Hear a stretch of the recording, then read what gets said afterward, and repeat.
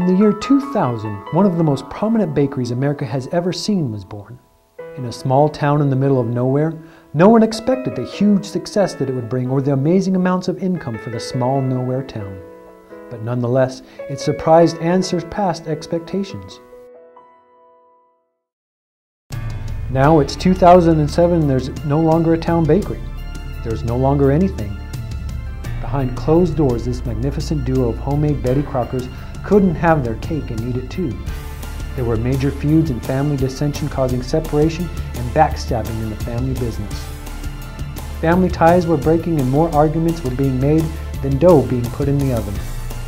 What was behind the sisterly quarrel? What caused this hatred and gnashing of teeth? Sitting here now with both sisters in the room, wondering what caused this feud? What led to this great rift in the family? I think the problem all started when she tried to handle everything and not let me do anything.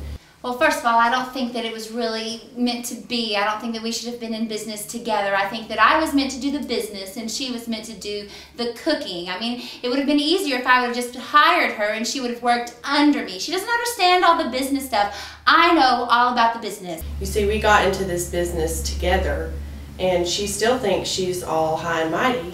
I can cook, I can bake, I can do everything. She can run the cash register, and that's not rocket science. Oh, so you think that you can handle all the business and all the books and all the money? What do you know about anything in the kitchen? You're still trying to be everybody's little favorite. You don't know the difference between a cookie sheet and a frying pan. Oh, well, I'm so glad that we have Mrs. Crocker here to tell me. Can you hear yourselves?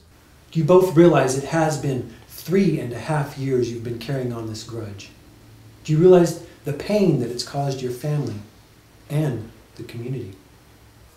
I know what you mean, but it wouldn't be so bad if she would just follow my lead and let me do it my way. I mean, honestly, that's why the whole business went under, because of all of her mistakes. Yeah, let's follow your example. I mean, I can't even remember the last time we had customers walk through the door. The only reason why we had to abandon the bakery is because you were running things so badly. Ladies, can you hear yourselves arguing?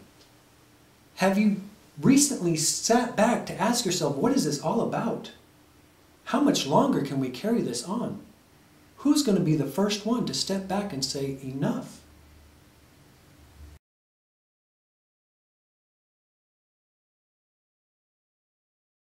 This small feud wound up working its way into one of the closest relationships ever created, that of family.